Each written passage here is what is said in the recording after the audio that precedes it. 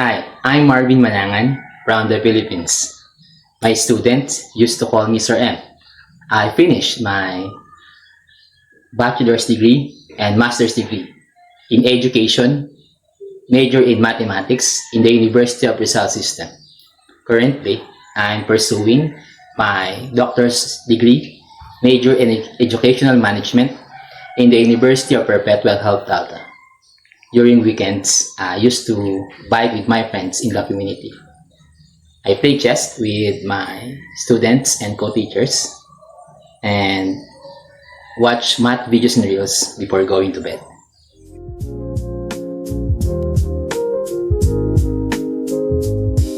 Typically, I use feature word inductive model as a primary activity.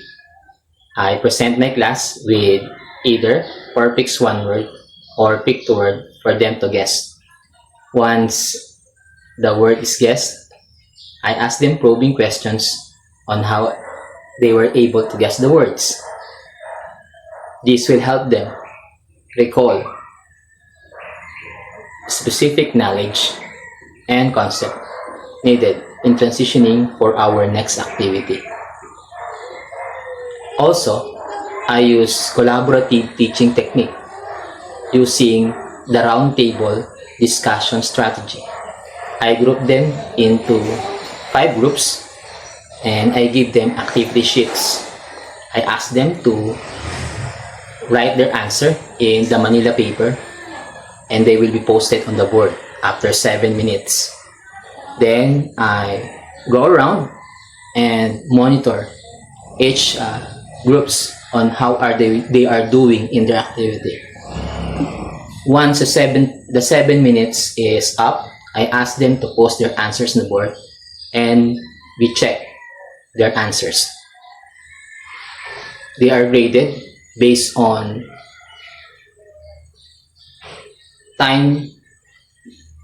They were graded based on timeliness, engagement, and accuracy.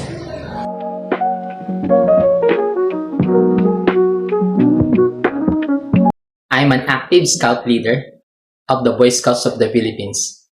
As a scout leader, I conceptualize, design, and implement scouting activities like the Easy Saturday program, where students were aspiring Eagle Scouts return every Saturday to train to meet the specific merit badge for each scout rank. I tap on merit badge counselors to share their expertise on training scouts on scout craft like pioneering, knot tying, and tent pitching. In the same way, I serve as a baseball coach. I teach aspiring baseball players basic pitching, batting, and base running. Lastly, I coach gifted students competitive mathematics like the Philippine Mathematics Olympiad, where we reach up to area stage in the national level.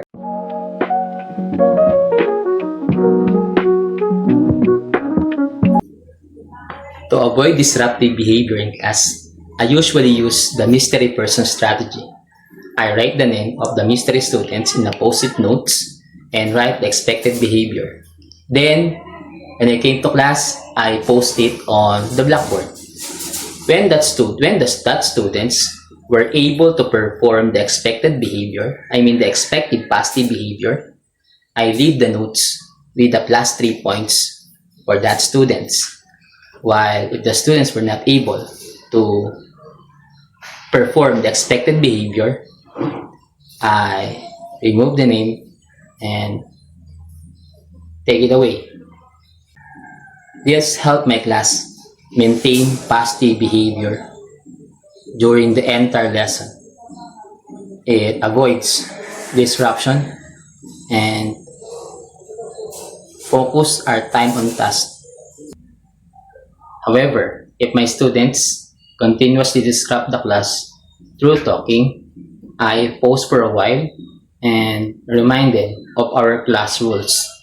that they need to respect the person talking in front and listen first.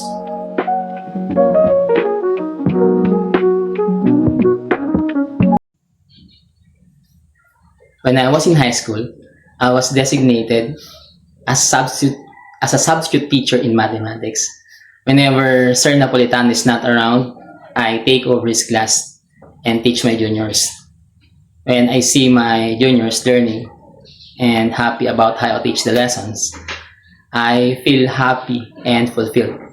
This fulfillment in learning motivates me to pursue my career as a mathematics teacher.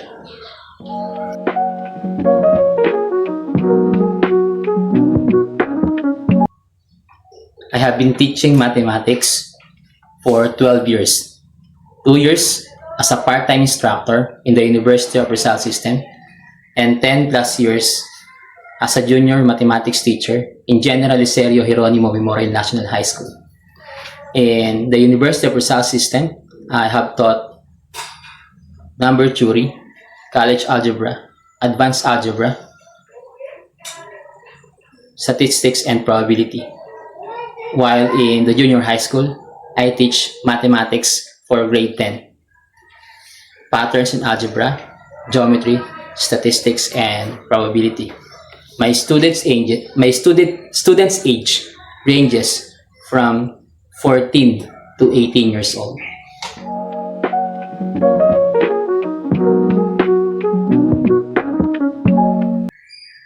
I usually look into the learning competency.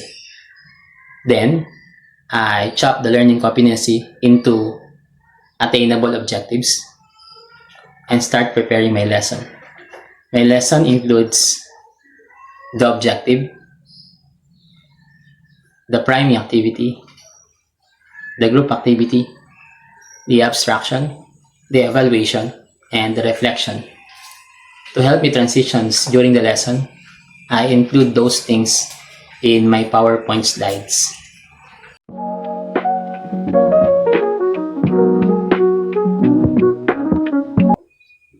When someone enters my class, they will usually see my students working in their group activities while me monitoring each groups on how are they going in the activities. They will usually see students brainstorming and communicating while the others writing in the Manila paper about their answers. They are talking about how to arrive at the correct answer while the others prepare sticky notes or scotch tapes so that they can post their answers right on the board.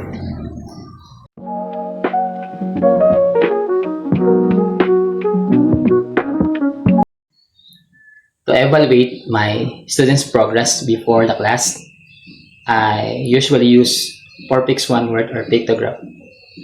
And during the lessons, I use the activity sheets in the group activity to assess their learnings on the current topic. After the lesson, I use a 1 to 5 Kahoot quizzes to assess the general understanding of the class in our lesson.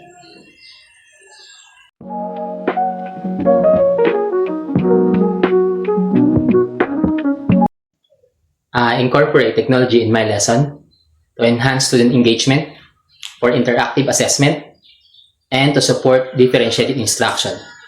I use 4-pix 1 word and pictograph to gain student focus and attention.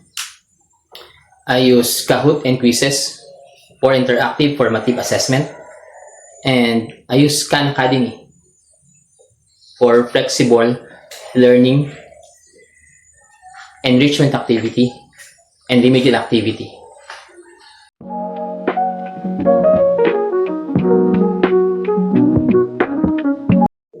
The most difficult problem I encountered in my entire teaching career is students' poor numeracy level. To solve the problem, I devised an intervention program where I use window cards to teach students basic numeracy level. I communicated with parents that their child will remain after class for a 30-minute tutorial. This helps students regain their skills in basic mathematics like addition, subtraction, multiplication, and division. This helps students slowly regain their confidence in mathematics lessons, which helps improve their academic performance.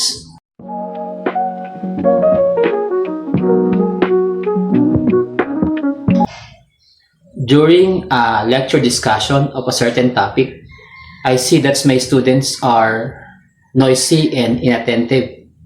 This is a signal that they don't understand the lesson that I'm teaching, though I clearly tell them the procedures and the steps on how to solve the problem. So what I do is I change my strategy by having them to work in groups so that they can share their knowledge with each other, collaborate, and brainstorm on how to arrive at the correct answer. This helps them ease their anxiety of not getting the correct answer and help them ease the tensions by talking to each other and collaborating to each other. This, in turn, help them to perform better and be more focused on how to arrive at the correct answer.